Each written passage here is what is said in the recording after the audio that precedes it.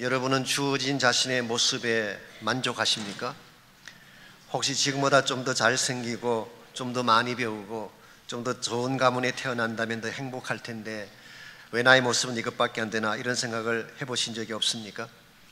그러나 과연 현재 나의 모습과 달라지면 정말 더 행복해질까요? 근데 제가 송중기처럼 생기면 더 행복해질까요? 제가 그런 얼굴이었다면 우리 집사람이 저를 안 좋아했을 거예요. 제가 아는 한 송중기는 우리 집사람 타입이 아니기 때문에 최불암이라면 모를까. 여러분, 인생의 행복이라고 하는 것은 주어진 외적 조건에 따라서 결정되는 것이 아닙니다. 오히려 자신의 모습이 어떠하든지 자신을 있는 그대로 수용하고 그 안에서 최선을 다할 때 우리 삶이 더 아름답게 이루어지는 것입니다. 그럼에도 불구하고 오늘날 많은 사람들이 자신이 아닌 다른 사람을 흉내내려고 시도하는 것을 보게 됩니다. 더 멋있게 보이고 더 화려하게 보이는 누군가를 흉내내려고 할 때에 사실은 여러분은 굉장히 위험해질 수가 있고 자칫하면 더 누추한 삶으로 전락할 가능성이 있습니다. 얼마 전 한국신문에 박철상이라고 하는 35세 난 청년에 대한 스토리가 소개된 적이 있습니다. 이 사람은 대학 다닐 때 아르바이트로 모은 돈 1,000만 원을 가지고 주식에 투자를 해서 400억 원이라고 하는 엄청난 자산을 모았다고 합니다. 한마디로 투자의 귀재라고 할 수가 있겠죠. 이 사람은 주중에는 대학교를 다니고 주말에는 홍콩에 있는 투자회사로 가서 주식을 다루었는데 엄청난 자산을 모았다는 것입니다. 더 놀라운 것은 그렇게 해서 번 돈으로 사회 여러 단체에 기부를 했습니다. 자신이 다니던 대학에 1억 원을 기부하고 총장과 함께 찍은 사진도 이렇게 인터넷에 있던 걸 제가 보았어요. 사회복지단체 어려운 고등학생들에게 수억 원을 기부하면서 일약 스타가 됐습니다. 그 결과 대학생으로서는 최초로 1억 원 인사 기부해야 들어가는 Honor Society의 회원이 되는 이런 명예를 누리게 됐습니다. 이 사람에게 붙여진 별명이 뭘까요? 청년 워런 버핏, 청년 기부왕, 이런 별명이 붙여졌다고 합니다. 그랬는데 이 모든 것이 다 사기로 판명이 났습니다. 400억 원 자산도 거짓말이고 홍콩에 본사가 있다는 것도 거짓말이었습니다. 해외 한 번도 나가본 적이 없는 사람이에요. 여권조차도 만들어 본 적이 없는 사람인데 무슨 홍콩에 가서 투자를 하겠습니까? 사실은 남의 돈을 빌려서 기부한 것입니다. 18억 원인가 투자 명목으로 빌려서 사람들에게 선심을 쓰며 기부를 한 것이죠. 결국 이것이 들통이 나서 지난 7월 달에 5년형 선고를 받고 지금은 감옥에 들어가 있습니다. 왜 이와 같은 일을 했을까요? 사람들에게 더 멋있는 영웅처럼 보이고 싶다고 하는 허영심 때문이었습니다. 사람들에게 박수를 받고 유명세를 타기 위해서 자신이 아닌 다른 사람의 모습을 가장해서 표현한 것입니다. 여러분, 이것은 참으로 어리석기 짝이 없는 선택입니다. 우리에게 주어진 인생은 누구도 대신할 수 없는 독특한 것입니다. 그러므로 나 아닌 다른 사람의 인생을 살려고 하는 것은 잘못이고 더구나 다른 사람과 나를 비교하는 것은 어리석은 것입니다. 나의 나됨은 그 자체로서 존귀하고 가치 있는 것이기 때문입니다. 이 사실을 바로 안다면 하나님이 나에게 부여한 것이 무엇이든지 그 안에서 내가 할 수 있는 최선을 다하고 그 결과 하나님께 기쁨을 돌리게 된다면 이것이 아름답고 행복된 삶인 것입니다. 오늘 여러분과 제가 나에게 주어진 삶 자체가 하나님의 선물이고 이것만으로도 하나님께 감사할 수 있을 때에 여러분은 남들을 부럽지 아니한 행복자로 살아가실 수가 있고 또 하나님이 기뻐하는 열매도 맺을 수가 있습니다. 어떻게 하면 여러분과 제가 주어진 조건에 상관없이 하나님 안에서 최선을 다함으로 하나님께 기쁨을 올려드리는 그런 삶을 살아갈 수가 있을지 오늘 같이 주어진 이 본문을 가지고 그것을 함께 나누어 보려고 합니다. 오늘 같이 읽은 본문에 보시면 하나님의 부르심에 순응하는 삶이 얼마나 중요한가에 대한 말씀이 기록되어 있습니다. 17절 말씀 제가 읽어드리겠습니다. 오직 주께서 각 사람에게 나눠주신 대로 하나님이 각 사람을 부르신 그대로 행하라. 내가 모든 교회에서 이와 같이 명하노라. 오늘 본문의 중요한 단어가 각 사람이라고 하는 단어입니다. 헤카스토스라는 이 헬라 말은 사실은 each individual 그런 뜻입니다. 그룹으로 도매금으로 같이 묻어가는 사람이 아니라 distinctly individual, 따로 구별되어진 독특하게 구별된 한 사람을 말하는 것입니다. 하나님은 우리 인생을 도매금으로 같이 붙여 다루는 것이 아니라 한 사람 한 사람을 독특하게 다루시고 각자에게 나누어 주신 독특한 것이 있다는 것입니다. 그것이 개성일 수도 있고 지위일 수도 있고 재능일 수도 있고 때에 따라서는 삶의 정황일 수도 있겠습니다. 하나님 우리 각자에게 독특한 삶의 현장을 주시고 그리고 우리를 부르셔서 그 삶을 통해서 하나님께 영광 돌리게 하는 것이 하나님의 계획입니다. 그러므로 우리에게 주어진 것이 어떠한 상태이든지 그것을 거부하지 말고 하나님 주신 선물로 잘 accept해서 그 안에서 바르게 행할 때 여러분의 삶은 하나님께 기쁨이 되고 여러분의 인생도 행복자로 살게 되는 것입니다. 실제로 고린도 교회 안에는 다양한 형태의 사람들이 함께 존재했습니다. 소위 말하는 homogeneous 그룹이 아니라 아주 typical한 heterogeneous 그룹, 각양각색의 사람들이 함께 모여 만든 공동체가 고린도 교회였습니다. 그 중에는 할례를 받은 유대인도 있었고 할례받지 아니한 헬라인도 있었습니다. 그들 가운데는 종으로 있다가 예수 믿은 사람도 있었고 종을 부리며 살았던 자유인들도 있었습니다. 여기서 종이라고 번역한 것은 사실은 노예를 말합니다. slave.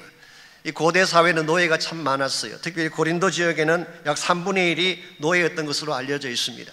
노예가 되는 것은 전쟁에 져서 포로가 되거나 빚을 갚지 못하거나 혹은 노예의 자식으로 태어나게 되면 자신의 의지와 상관없이 노예가 되는 것입니다. 이와 같이 노예 신분을 가지고 있던 사람이 어느 날 예수 그리스도의 복음을 듣고 크리스찬이 됐습니다. 그러니 당연히 교회 안에 들어가서 교회 안에 한 지체가 되지 않겠습니까? 이와 같이 종으로 있던 사람들, 할례 받은 사람들, 헬라인들, 자유인들 여러 사람들이 함께 모여서 공동체를 이루었으니 고린도 교회의 모습이 얼마나 복잡하고 어려웠겠습니까? 더구나 지난주에 소개해드린 것처럼 고린도 교회 안에는 결혼한 상태도 다양했습니다. 기혼자도 있고 미혼자도 있고 독신자도 있고 심지어 하나님 나라를 위해 never married, 하나님 나라를 위해서 특별하게 홀로 된 그런 사람들도 있었습니다. 이와 같이 다양한 많은 사람들을 향해서 오늘 바울은 뭐라고 말씀하고 있나요? 하나님이 너희들을 부르신 그대로 행하라. Remain staying as you are. 너희들이 하나님께 부름받은 모습 그대로 머물라, 그렇게 말씀하고 있습니다. 왜 그럴까요? 나에게 주어진 삶 자체가 인간이 디파인한 것이 아니라 하나님이 규정하신 것이기 때문입니다. The Message 바이블을 보게 되면 17절을 이렇게 번역했습니다. God defines your life. 너희들이 가지고 있는 상태가 너희들의 인생을 규정한 것이 아니라 하나님이 너희들의 인생을 규정하고 결정했다. 그러므로 하나님이 define 하시고 하나님이 결정해서 주신 삶의 현실이 나 자신이기 때문에 나를 떠나서 다른 사람처럼 되려고 하는 것은 위험한 것입니다. 그래서 18절을 다시 보시면 할례자로서 부르심 받은 자가 있느냐 무할례자가 되지 말며 무할례자로 부르심 받은 자가 있느냐 할례를 받지 말아라. 너희들이 원래 태어난 모습 그대로 스테이하라는 것입니다. 19절 할례 받는 것도 아무것도 아니요 할례 받지 아니하는 것도 아무것도 아니로되 오직 하나님의 계명을 지킬 따름이니라. 너희들의 출발이 어떠하든지 너희들의 주어진 또 인적인 상태가 어떠하든지 이게 중요한 것이 아니라 하나님의 말씀이 중요하다, 하나님의 뜻이 중요하다, 그런 뜻이에요. 그러면서 20절에서 각 사람은 부르심을 받은 그 부르심 그대로 지내라. 이것이 오늘 본문을 통해서 바울이 여러분과 저에게 주시는 참 중요한 교훈입니다. 나의 나됨에 대한 인식, 그리고 그 속에서 최선을 다하는 삶이야말로 하나님이 기뻐하시는 건강한 삶이요 행복자의 삶이다, 그런 뜻입니다. 오늘 여러분들은 누구를 위해 인생을 살고 계시는지요? 혹시 사람들을 기쁘게 하기 위해서, 사람들의 구미에 맞추기 위해서 인생을 살고 계신다면 이건 피곤하고 힘들기 짝이 없는 인생입니다. 하나님이 여러분을 부르신 모습 그대로 잘났건 못났건 그 자체로서 최선을 다하고 행복자가 되어져야지 이 땅에 여러분을 보내신 하나님의 뜻을 성취할 수가 있게 되고 결과적으로 하나님 앞에 기쁨되는 삶을 누리게 되는 것입니다.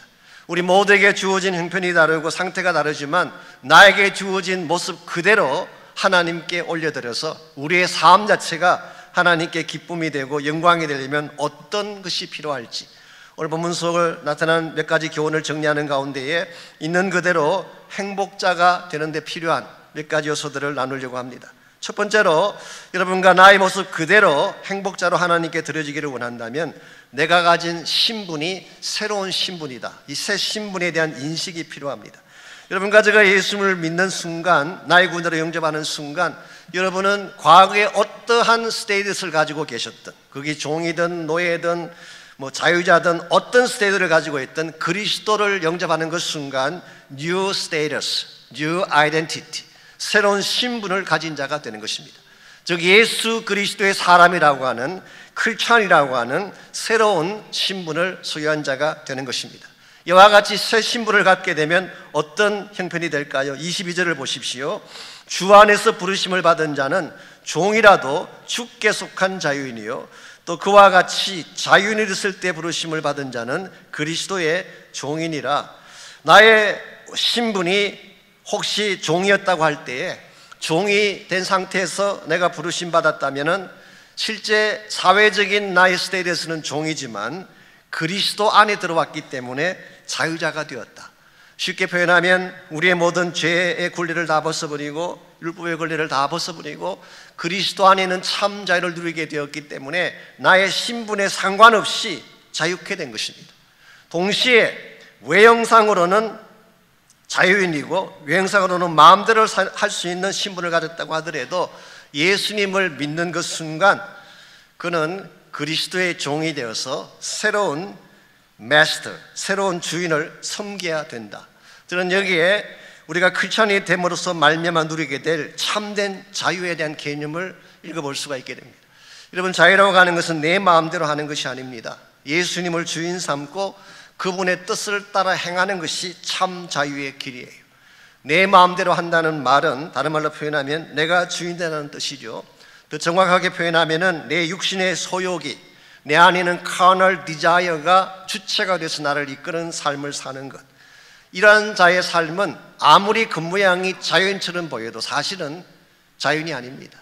야망에 끌려다니기 때문에, 욕심에 끌려다니기 때문에, 여러분의 마음 중심이 만일 야망이 꽉 차 있어서 야망에 여러분의 삶을 드라이브하고 있다면 여러분은 야망에 묶인 자가 되는 것입니다. 탐욕이 여러분의 삶을 드라이브하고 있다면 여러분이 아무리 부인하고 싶어도 탐욕이 여러분을 묶고 있는 것입니다. 여러분의 신분이 어떠하든지 간에 야망이나 탐욕이 내 속을 지배하고 있다면 여러분이 가진 외적인 신분에 상관없이 여러분은 자유자로 살아갈 수가 없습니다. 미국 사람들이 흔히 하는 조크 중에 이런 이야기가 있습니다. 한 번은 할머니 한 분이 신부님을 찾아오셨어요. 중요한 부탁이 있으니 꼭 들어달라고. 뭐냐고 물었더니 사실은 자신이 사랑하던 메리라고 하는 개가 죽었는데 장례식을 좀 집례해 줄 수가 있느냐고 그렇게 불렀어요. 신부님 어이가 없어가지고 아니 저희는 개 장례식 같은 건 안 합니다. 그랬더니 할머니가 좀 실망하시면서 이렇게 말을 합니다. 사실은 제가 메리를 위해 들어둔 보험을 찾았는데 그 보험금이 5,000불입니다. 누구든지 집례하시는 분에게 드리려고 했는데 안 되겠네요. 할 수 없이 건넌 마을에 있는 교회 목사님께 부탁을 드려야겠네요. 말을 듣자마자 신부님께서 아니 왜 진작 메리가 캐톨릭이라고 말씀 안 하셨는지. 이게 소위 말하는 사심이에요. 여러분, 사심이 개입되면 누구도 자유할 수가 없는 것입니다.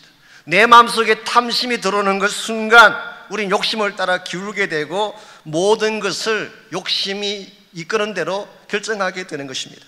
그나마나 내 마음의 중심이 예수님이 주인이 된다면 스토리는 달라지는 것입니다. 예수님이 내 마음의 전체를 장악하고 있어서 예수님이 내 마음의 주체자가 되게 되면 나를 얽매였던 모든 것에서 풀려지게 되고 그때 진정한 자유인이 될 수가 있다. 우리는 그 좋은 예를 사도 바울 자신의 생애에서 발견할 수가 있습니다. 아시는 바울은 예수님 알기 전까지 많은 것을 가졌던 사람이었어요. 집안도 좋았고 가문도 좋았고 부자였습니다. 그리고 로마 시민이었어요. 당대 최고의 학자인 가말리엘 문에서 직접 공부를 했고 유대 종교의 핵심부에서 권력을 갖고 있었던 사람. 세상적인 기준에서 말하자면 모든 걸 거의 다 소유했던 인물이 사울이었어요. 나중에 바울이 됐지만, 그러나 이 바울이 이 모든 것들을 가지고 무슨 일을 했나요? 예수 믿는 사람들을 잡아 죽이는 일을 했어요. 사람들을 감옥에 집어넣고 처형하는 파괴자로, 핍박자로 살아갔습니다. 이와 같이 사람들을 핍박할 때 바울의 마음 중심을 붙잡고 있는 것이 무엇이었을까요? 사랑일까요? 정의였을까요?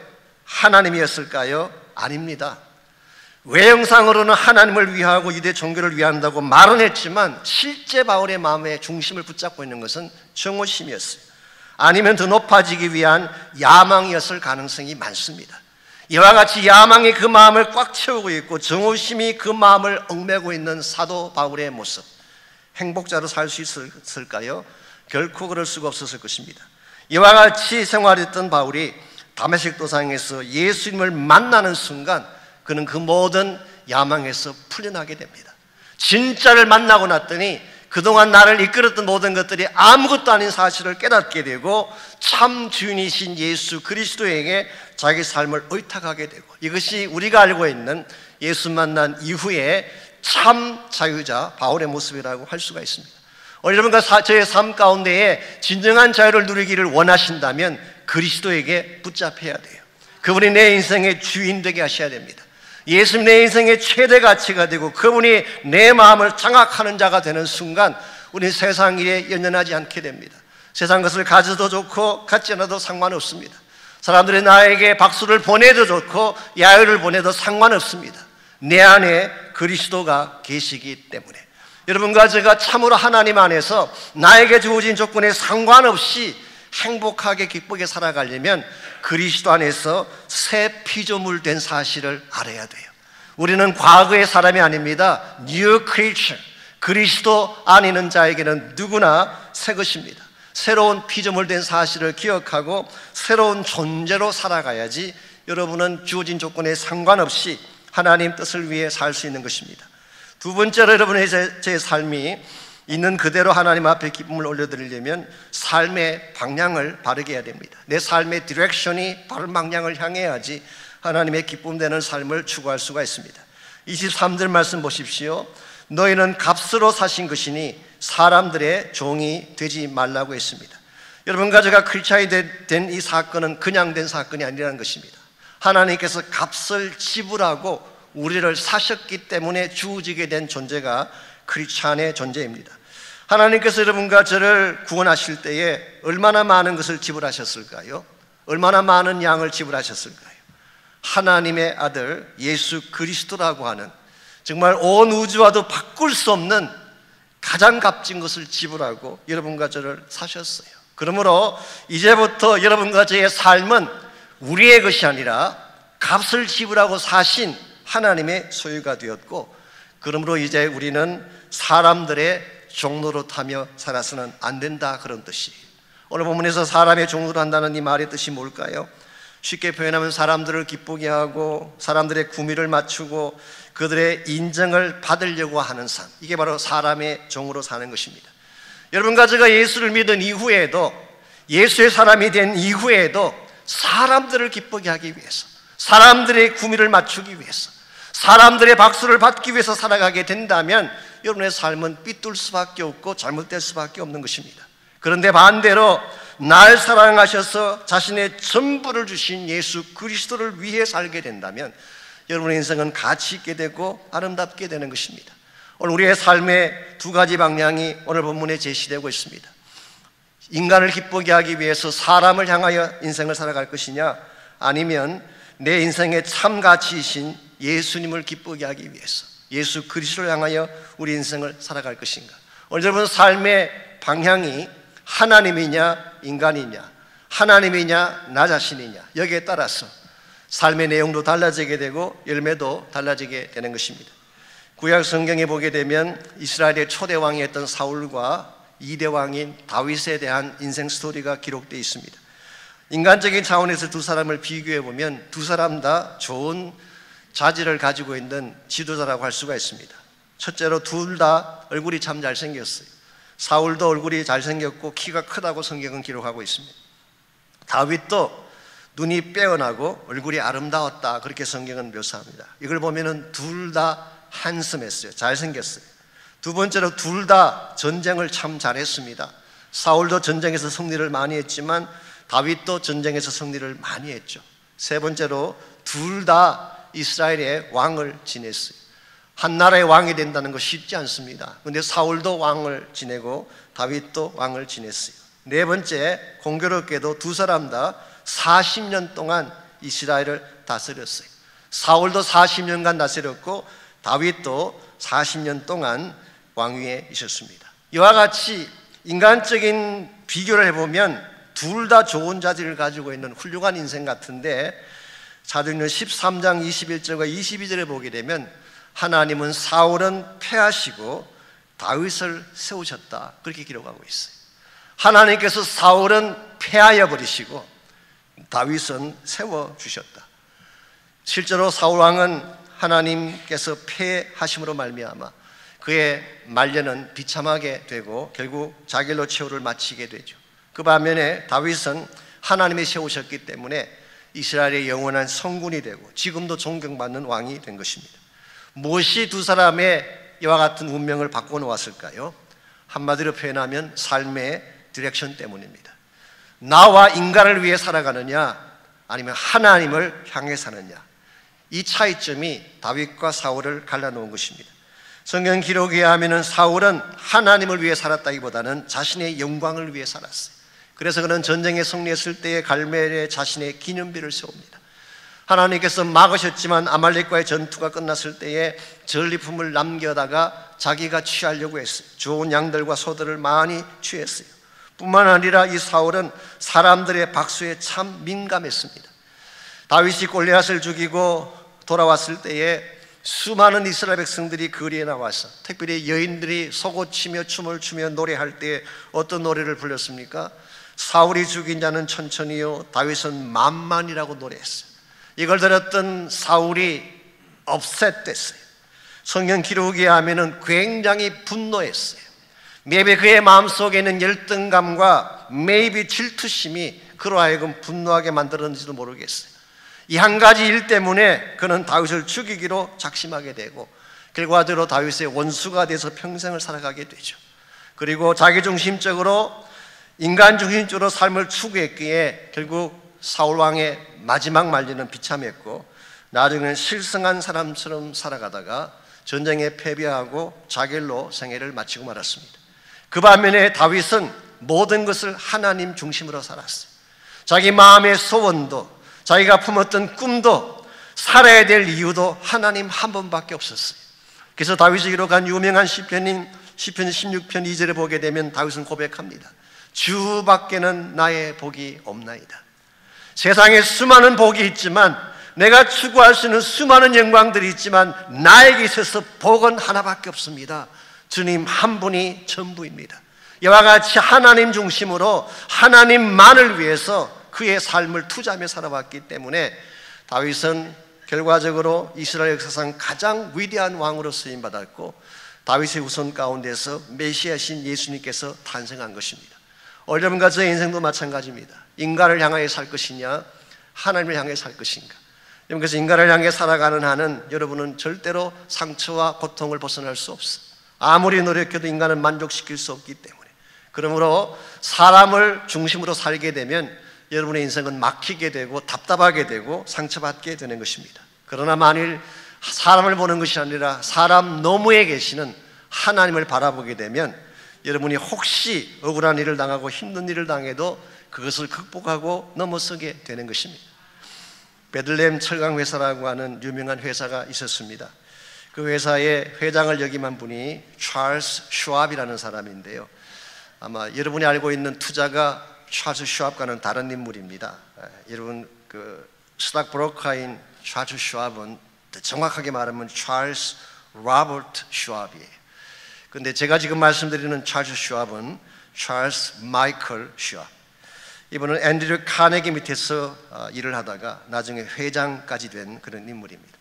한 번은 이분이 프린스턴 대학에 가서 강연을 하는데 자기가 평생 잊지 못할 한 사람이 있다, 그리고 한 사람을 소개해 주었어요. 그 사람이 어떤 분이냐고 하면 자신의 철강 회사에서 일을 하던 늙은 독일 남자였습니다. 독일 사람이긴 하지만 사실 미국에서 태어난 독일인, 근데 나이가 많은 늙은 분이었습니다. 근데 이분이 일을 하는 도중에 2차 대전이 터진 것입니다. 즉 독일과 미국이 전쟁을 벌이게 됐어요. 이렇게 되자 주변에 있는 사람들이 그들의 노인을 미워하기 시작합니다. 사실은 미국에서 태어났기 때문에 이 사람도 미국 시민인데도 불구하고 이 사람을 박해하고 미워하는 것입니다. 하루는 이 회장님이 바깥에 나갔다 들어와 봤더니 이 독일 노인을 사람들이 진흙탕 속에 집어넣고 모욕을 주고 있었어요. 그랬음에도 불구하고 이 노인은 전혀 거기에 대해서 분노하지 않고 그냥 씩 웃으면서 기어 나오는 것입니다. 이걸 보다 못한 회장이 물었습니다. 아니 왜 당신은 좀 따지기라도 하지 분하지도 않느냐고, 왜 그러냐고 물었을 때 그분이 한 대답이 다음과 같았다고 합니다. 제가 한 번만 참으면 될 일을 괜히 또 다른 전쟁을 일으킬 필요는 없지 않겠습니까?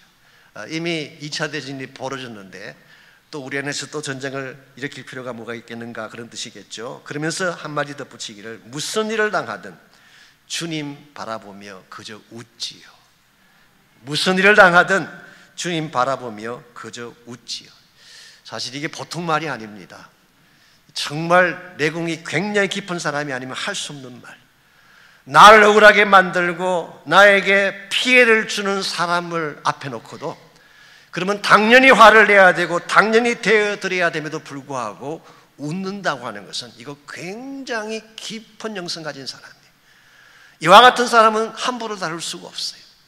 내가 무엇인가 해를 끼쳤을 때 대드는 사람이 오히려 다루기가 쉽습니다. 그런데 정말 손해를 입히고 억울한 일을 쏟아붓고 그렇게 해도 웃을 수 있는 사람, 이건 보통 사람이 아니에요. 이런 사람은 세상이 감당하지 못하는 것입니다. 성경에 보게 되면 스데반 집사님이 이와 같은 모습을 보였어요. 자기를 향하여 돌을 치는, 자기를 죽이는 그 유대인들을 향해서 얼굴에 해같이 빛났고 하나님을 향해서 기쁨의 아름다운 미소를 띄었다는 사실. 아무리 사람들이 나를 핍박해도 I'm smiling. 이건 하나님이 아니면 주실 수 없는 파워예요. 만약 오늘 여러분과 저의 마음속에 이와 같은 힘이 우리 안에 있다면 우리는 세상을 이길 수 있어요. 세상 사람들을 감동시킬 수 있고 그들에게 던질 메시지가 있는 것입니다. 이런 측면에서 우리의 인생의 디렉션이 사람이 아니라 하나님을 향하게 될 때 여러분은 똑같은 조건 속에 살아도 더 큰 열매를 맺으며 살아갈 수가 있습니다. 마지막 세 번째로, 우리가 있는 모습 그대로 행복자가 되어 살아가려면 우리 삶의 위치를 바르게 해야 됩니다. 내 삶의 중심을 어디에 둘 것인가, 그 말씀입니다. 24절 말씀 보십시오. 형제들아 너희는 각각 부르심을 받은 그대로 하나님과 함께 거하라고 했어요. 하나님께서 우리를 부르셨습니다. 우리가 부르심 받은 그대로 어디에 거하라는 것입니까? 하나님과 함께, remain with God. 하나님과 함께 머물러라. 즉 하나님이 계신 그곳, 하나님이 나를 부르신 바로 그곳에서 하나님과 함께 거해야지 우리 인생이 극대화될 수 있다, 그런 뜻입니다. 여러분과 제가 가진 능력이 아무리 뛰어나도 우리 자체만으로는 힘을 발휘할 수가 없습니다. 그런데 우리가 하나님 안에 거하게 되면 엄청난 능력을 발휘할 수가 있게 돼요. 그러니까 하나님 안에 거한다는 말은 하나님이 가진 능력을 공급받고 하나님이 나에게 부어주시는 힘을 공급받는다는 것을 의미하기 때문에 우리 자체만 보게 되면 무능력해 보이고 연약해 보여도 여러분이 하나님 안에 거하는 순간 여러분은 굉장한 파워풀한 인생이 되는 것입니다. 오늘 많은 사람들이 하나님 바깥에서 자기의 재능을 발휘하려고 하는데요, 아무리 많은 재능을 발휘해도 하나님 바깥에서 하는 일은 가치가 없어요. 영원히 남지 않는 것입니다.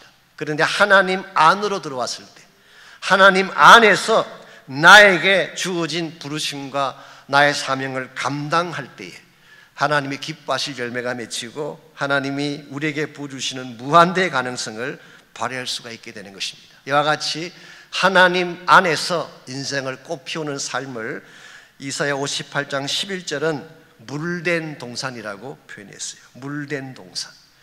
팔레스타인 지역은 아시는 대로 사막기후이기 때문에 물이 없습니다. 이 물이 비가 1년에 조금밖에 오지 않기 때문에 모든 땅이 다 척박하고 말라 있는 것입니다. 그러므로 아무리 좋은 동산에 좋은 씨앗을 뿌려도 소용이 없습니다. 뜨거운 열기와 메마른 바람이 한번 불면 다 말라 비틀어질 것이기 때문에. 그런데 만일 그 동산에 샘이 솟아나서 끊임없이 물이 공급된다면 어떻게 될까요? 아무리 바람이 불고 가뭄이 와도 그 동산에는 꽃이 피고 나무가 자라서 열매를 맺게 될 것입니다. 우리의 인생이 이와 같다는 것입니다.